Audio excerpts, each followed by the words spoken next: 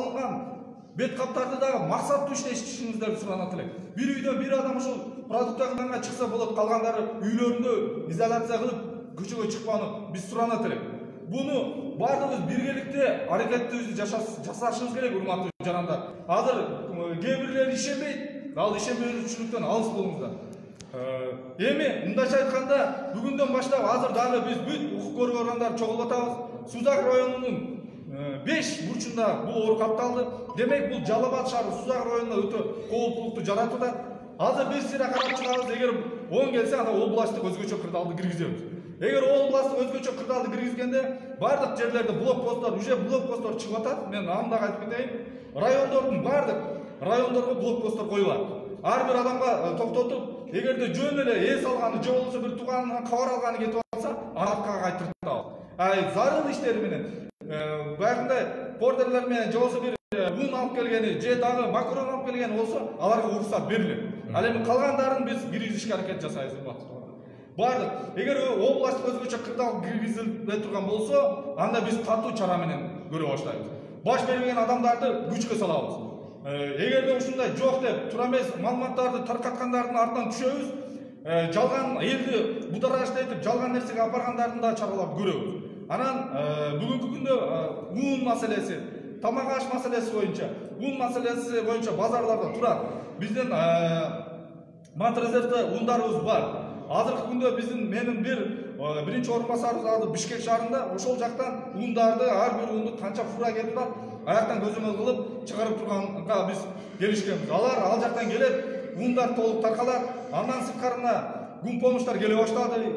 Аларды дагы ар бир үйгө өзүлөрү айыл өкмөттө иштеген же болбосо кызматкерлер гана жеткирет. Бардыгы бет капта ушундай кылып жеткирилип берилип, өз жерлерине жеткизгенге аракет жасайбыз. Кыскасы ошондой, урматтуу Жалал Абад областынын тургундары, дагы бир жолу сиздерди суранам, эч кимиздер үйдөн чыкпастан, эгерде тамак ашыңар түгөнгөн болсо, анда бир гана адам чыгыш керек. Бүгүнкү күндө базарлар, un сатылган жерлер, тамак аш эмес, магазиндер, дүкөндөрдүн бардыгы иштеп атат. Алар биз көзөмөлгө алып турабыз, алар толук кандуу иштейт. Кыскасы ушул, суроо болсо бериңиз. Ушул жерде айтып өттүңүз, Сузак районунда көп катталып атат да, бирок ушул алар дагы башкалар менен контакт жүргүзүлгөн. Бүгүнкү күндө бизде баягы көчмө лабораториялар келет деп атты эле. Бүгүнкү күндө алардын анализин тесттерден чыгарып, маалымат берген ушул лабораториялар келдиби облуска? Бүгүнкү күндө лабораториялар Ош шаарында азыр алып атат. Белки лабораториянын бир-эки немеси менен турабыз. Бирок биз лабораториядан чыккандан кийин дагы муну 3 жолу лаборатория Бишкек шаарына дагы жөнөтүлдү. Тастыктап ушул может жалган чыгып калып, тура эмес чыгып калган болбош үчүн кайра Бишкек шаарына жөнөтүлүп атат. Бишкек шаарынан качан Бишкек шаарынын лабораториясынан да кудду ошондой анализ менен чыга турган болсо, анда биз ошондон кийин гана ушунча адам катталды деп каттап атабыз. Кайсыл айылдарда экенин так айтып коесузбу? Бүгүнкү күндө Сузак районунун бүгүн азыркы биз чектөөгө алган айылдан бар. Атабеков айыл өкмөтүнөн бири жаран катталды. Достук айылынан, Сузак айыл өкмөтүнүн Достук айылынан. Мындайча айтканда, азыр эми бүт жактан чыгып атат. Эми кандай кылып курчок алабыз, кандай кылып элди киргизебиз, аны азыр укук көргөндөр менен сүйлөшүп атабыз. Же болбосо эгерде шаардын бүт тегереги болсо, же область деңгээлде өзгөчө кырдаал киргизебизби, аны макулдашып тез арада ичинде чечим кабыл алабыз. Бирок ага карабастан бүгүн блокпосттор уже коюлуп атат. Элдерге жергиликтүү бийликке айттык, түшүндүрүү иштерди тез аранын ичинде жүргүзгүлө, түшүндүрүү иштерди. Ошонун негизинде элдерди үйлөрүнө киргизип, сыртка чыгарганын аракеттери жүрүп жатат. Бул жаңы катталгандар контакт болгондорбу же кичажылык баргандар? Булардын ичинен 2 адам контакт менен болуп атат, 3-өө кичажылыкка баргандар болуп атат. Уже бүгүнкү күндө уже контакт менен болгондордун результаттары чыга баштады. Ошолор дагы ооруга чалдыккандар аныктала баштады. Бизден контакт болгондор экөө? Бизден контакт болгон экөө. Бирөө кичажылык барган. Ошондо жок 5 катталды. 5-онун 3-өө кичажылыкка барган, экөө контакт барган. Ал эми буга чейин 3-өө болгон, азыр 8 болуп атат. Бул биз жөнөткөн 130 немени жөнөткөнбүз. Анализ жөнөткөнбүз. Анын ичинен 40-нан 5 чыгат. Дагы 90 адамдын немесин күтүп турабыз. Бул кече ноокаттыктарга байланыштуу эмеспи? Кече ноокаттын кийинки случайда областта да 9 болду деди. Алар кандай болду? Ноокаттыкына биз Ош областы боюнча менде маалыматым жок экен. Жок, ошолор менен чогуу келген Жалал Абад облусунун тургундары боюнча. Бүгүнкү күндө бизде ошо кечээ жашылыктан биринчи 3 адам катталбады. Ошондон бизде Жалал Абад областынан 51 адам барып келген болот. Ошонун ичиндегилер. Ошондо бир самолетто келгендер болот да. Ошол бир самолет, бир рейсте келгендердин ичинен уже оору чыгып атат. Алар келип туруп контактты жүргүзүп атат дагы. Бүгүнкү күндө Сузак районунун тегерегинде уже чыга баштады. Ошо кечээ ноокаттан келгендерден областта бизде деле бар экен го дейт. Ошо Ошко учкан рейс алар боюнчачы? Жок, азыр сиздин сурооңузга кичине түшүнбөй калдым. Кандай дедиң? Ноокатта катталбады, алар Ошко келген да рейс менен, башка рейс. Ошодон дагы Жалал Абад облусунун тургундары бар экен дейт. Ошол бир Жалал Абад Бишкек жолдо рейстеги алардын дагы биз списоктон тактаганбыз бүгүнкү күндө. Алардын да лаборатория немесин анализдерин алып жөнөтүп атабыз. Азыр бизге утурумку чыкканын утурум маалымат менен берип атышат. Мен дагы тастыктап айтып кетким келет. Бир эле лабораториянын чечими менен биз чыгарганыбыз жок. Эгерде оору чыгып калгандан кийин аны Бишкек шаарына жөнөтүп атат. Бишкек шаарынан тастыктап чыккандан кийин уже туура ошол оору катталды дегенде чыгып атат. Ош шаарынан чыгарган анализдердин баардыгы туура эле чыгып атат. Ошто оору чыкты дегендиги Бишкек тастыктап берип атат. Жалпы обсервацияга алынганда канча болду областта азыр? Азыр жалпысы 132 адам болду обсервацияга жаткырылган. Жалпы канча койка даярдалыш? Жалпы инфекционныйда азыр 70 койкабыз бар. Андан сырткары дагы бүгүнкү күндө кошумча жерлерди дагы каралып атат.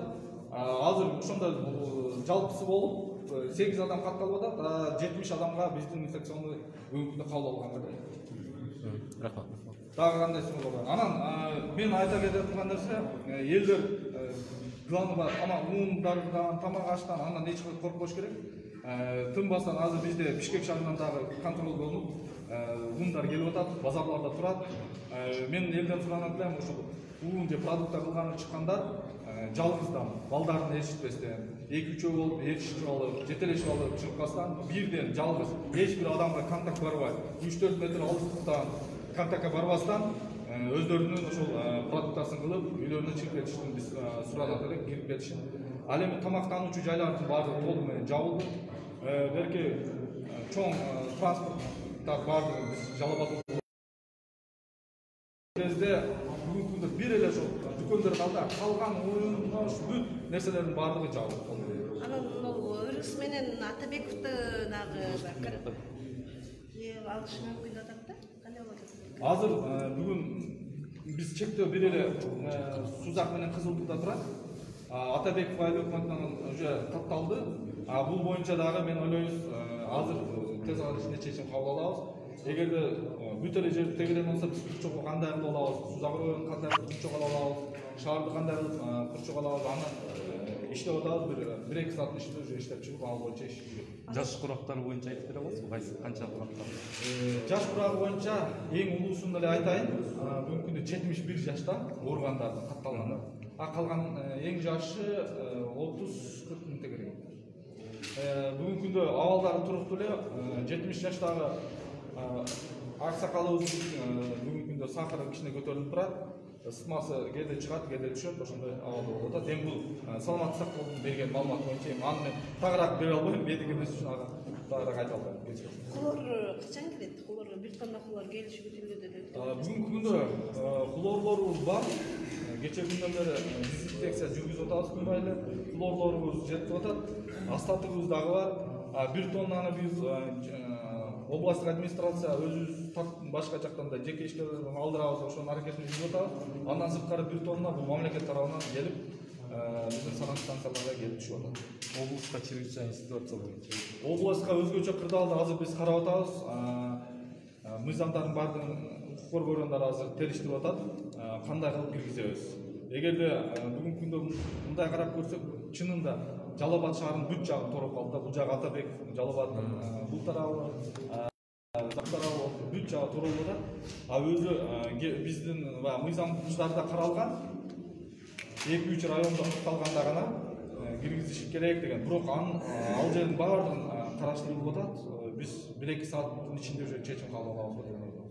Же киргизебиз, же бүгүнкү күндө мындай чектөөгө алып иш жүргүзөбүз. да бир эки аймак чектөөгө алынышы мүмкүн да. Ал сөзсүз дагы кошумча аймактар чектөөгө алынат. Ал бүгүн болгондо да жакынкы сааттарда алабыз. Себеби бул абал күнүмдүк учурда эми мен айтканым баягыдан бери ошону айтып атам да, эл бизге жардам бербесе, биз бийлик өзү аракетибиз оор болуп атат. Көпчүлүк эл ишенбей атат, оору жок. Эптелер мындай паника кылып атышат, мамлекетке эч кандай кызыкчылыгы жок бул паниканын. Наоборот, биздин жергиликтүү бюджетке акча каражаттын бүт токтоп атат. Мисалы ар бир дүкөн, ар бир биз жапкан азыр столовыйлар, ошол эле соода дүкөндөрү, строительный булардын баардыгы салык төлөчү. Ошол жергиликтүү бюджетке бүт салыктары уже бир ай мындайча айтканда төлөнбөй калат, коркунучта турабыз. Бирок ошого карабастан, эгер биз ага чечимге барбасак, эртең мындан да чоң чыгаша кылып калыш коркунучу. Анан ошол алып келингендер мынча качып кетип деген ушундай качып кеткен учурлар болду. Жок, андай качып кетирилбейт. Инфекционный бүгүнкү күндө бүт ал жерге даже жөнөкөй адам ал жака киргизгенге болбойт. Ал жердеги иштеген 20дан ашыраак биздин саламаттык сактоо кызматкерлери иштеп атат. Алар жадагасы чыгып үйлөрүнө бара албайт, сыртка чыга албайт. Качкан нерселер эч кандай анын баардыгы жалган.